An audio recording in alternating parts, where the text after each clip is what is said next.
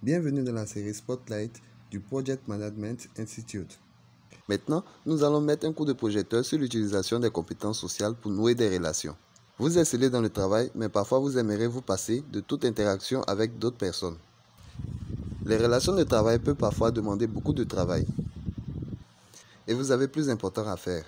Vous n'avez aucune patience pour les râleurs, les commères ou simplement ceux qui ne répondent pas à vos attentes de performance. L'établissement des liens avec vos collègues influencera-t-il vraiment votre carrière? Essayez ces stratégies et vous le saurez. Si vous souhaitez nouer des liens avec les autres, posez des questions pour savoir ce qui les intéresse. La plupart des personnes aiment parler d'elles lorsque leur interlocuteur fait preuve de réel intérêt. Qu'est-ce qui a poussé votre collègue à collectionner d'anciennes pochettes de disques?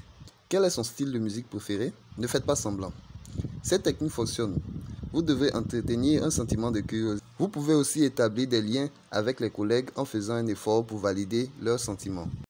Lorsque vous voyez que quelqu'un est contrarié ou frustré, il est facile de s'éloigner. Prenez plutôt le temps d'écouter attentivement et de réfléchir à ce que vous avez entendu. Cela montre que vous vous souciez suffisamment pour tendre la main et que vous savez écouter. En reconnaissant ces sentiments, vous marquez des points. En plus de la validation des sentiments, faire de petits gestes pour les autres montre que vous manifestez de l'intérêt. Certaines personnes de votre entreprise font du bon travail. Montrez votre estime en les remerciant.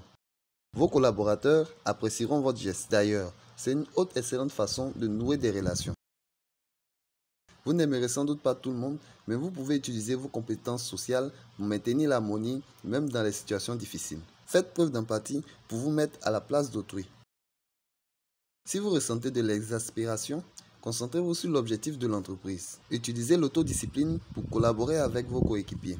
Une fois le projet terminé, remerciez-les pour leur contribution. Par ailleurs, vous pouvez vous rapprocher de vos associés en acceptant leur évaluation et en la prenant au sérieux. Il n'est pas toujours facile de recevoir un retour constructif. Essayez de le considérer comme une opportunité de développement et d'amélioration.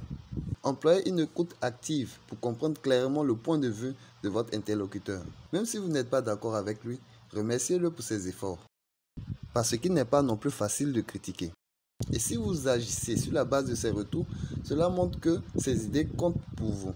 Il est aussi possible de faire savoir à vos collègues que leurs idées et leurs sentiments comptent en leur expliquant pourquoi vous avez pris une décision qui les affecte. Traitez chacun comme un adulte. Lorsque vous étiez enfant, vos parents ont peut-être pris des décisions pour vous sans rien vous expliquer. Ce n'était pas forcément grave à l'époque, mais maintenant, vous devez essayer de faire preuve d'empathie envers vos collègues. Réfléchissez à ce qu'ils peuvent ressentir si vous les laissez dans l'ignorance. Ils apprécieront que vous soyez ouvert quant aux raisons de votre décision et à l'impact qu'elle aura eu sur eux. Voilà comment nouer des liens grâce à l'intelligence émotionnelle.